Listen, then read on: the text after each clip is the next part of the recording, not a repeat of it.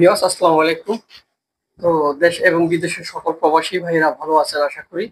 তো অনেকদিন ধরে আমি আপনাদেরকে সুসংবাদ দিতে পারতেছি না।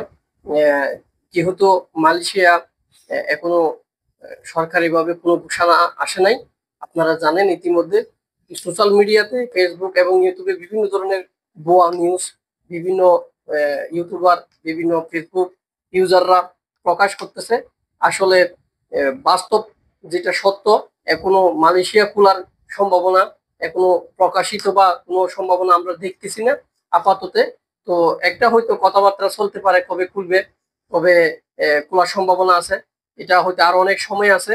তো আজকে আপনাদেরকে বাংলাদেশের প্রবাসী কল্যাণ মন্ত্রণালয়ের আহ, খুবই গুরুত্বপূর্ণ 5টি টপিক বলবো, যেগুলো আপনাদের জীবনে খুবই গুরুত্বপূর্ণ কাজে লাগবে। যারা প্রবাসে যাবেন অথবা বিদেশ যাওয়ার জন্য আপনারা অনেক দিন ধরে অপেক্ষায় আছেন, কিভাবে যাবেন, কি করলে আপনারা প্রতারণা থেকে রক্ষা পাবেন, প্রতারণা হাত থেকে রক্ষা পাবেন, এবং আপনারা কিভাবে বিদেশে যাওয়ার জন্য টাকা দিবেন, কাজের মাধ্যমে যাবেন, কিভাবে যাবেন, সে বিষয়ে প্রবাসী কল্যাণ মন্ত্রণালয় আপনাদের জন্য 6টি দিক নির্দেশনা দিয়েছে। আমি আপনাদেরকে সে বিষয়ে কথা বলবো। প্রথম হচ্ছে, 1 নম্বর হচ্ছে দালালের প্রলোভন।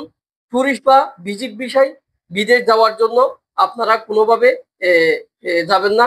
এই দালাল বা আপনারা এ, যারা দালাল মিডিয়া আছে তারা এসব বিভিন্ন ট্যুরিস্ট এবং প্রলোভন দেখে আপনাদেরকে নিয়ে যায়। এরা হচ্ছে আপনাদেরকে ঠকিয়ে টাকা মেরে ওরা পালিয়ে যাবে, আপনারা টাকা বের করতে পারবেন না, আর এরা কাজও দিতে পারবে না। আপনারা বিদেশ যদি যেতে পারেন সেখানে আপনাদেরকে পুলিশ যে কোনো মুহূর্তে ধরে ফেলতে পারে। তো আপনারা কোনোদিনও ট্যুরিস্ট বা ভিজিট বিষয় বিদেশ যাবেন না, এটা আপনাদের প্রতি আমার রিকোয়েস্ট। আমি এর আগেও বলেছি, আপনারা ট্যুরিস্ট বিষয় অথবা এয়ার ফুড কন্ট্রাক্ট বিভিন্ন মাধ্যমে মালয়েশিয়া যাওয়ার জন্য আমার প্রতিদিন একজন দুজনে নক দেন।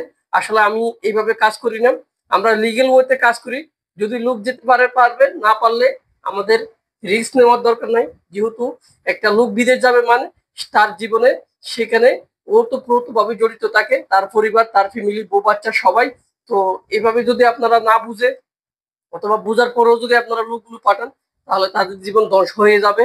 2 নম্বর হচ্ছে বিমিটি বহিগমন ছাড়া আপনারা বিদেশ যাবেন না। অর্থাৎ বিমিটি ছাড়পত্র বলে, যেটা বিমিটি বহিগমন বা আহ, আপনাদের এটা কি বলে, বিমিটি কার্ড বলে, আপনারা জানেন। এই বিমিটি কার্ড ছাড়া কেউ বিদেশ যাবেন না। যদি মধ্যে আপনাদেরকে বিমিটি কার্ড ছাড়া বিদেশ পাঠায়, তাহলে মনে করবেন আপনারা অবৈধভাবে বিদেশ যাচ্ছেন। অর্থাৎ বাংলাদেশ সরকারের অনুমোদিত ভিত্তিতে আপনারা বিদেশ যাচ্ছেন। আপনাদের এই বিদেশ যাওয়ার ক্ষেত্রে এই বৈধভাবে কোনো গ্রহণযোগ্যতা বাংলাদেশ সরকারের কাছ থেকে নেয় নাই। এবং আপনারা যদি বিদেশ যান, তারপরে যদি আপনারা সরকারের কাছে কোনো নালিশ দেন, বিচার দেন, আমার থেকে এত টাকা নিছে, 5 লাখ টাকা 7 লাখ টাকা নিছে, আমার কাজ দিতে পারতেছে না, আমার এই ঝামেলা সেই ঝামেলা, যখন সরকার দেখবে আপনি অবৈধভাবে গেছেন বিদেশে, আপনার কোনো বিএমইটি নাই, কর্মসংস্থান বিএমইটি থেকে ছাড়পত্র নেয় নাই, তখন সরকার আপনাদের ওই অফিস বা ওই দালালের বিরুদ্ধে বৈধভাবে কোনো পদক্ষেপ বা কিছু নিতে পারবে না। কারণ আপনি বৈধভাবে বিদেশ যান নাই, বাংলাদেশ সরকার থেকে অনুমতি নিয়ে বিদেশ যান নাই। যদি বৈধভাবে বিদেশ যান, সরকারের কাছে আপনি কোনো সময় বিচার দিলে সাথে সাথে সেটার বিচার আপনি পাবেন এবং মামলা করতে পারবেন পুলিশের মাধ্যমে, যে কোনো ধরনের সহযোগিতা আপনারা পাবেন।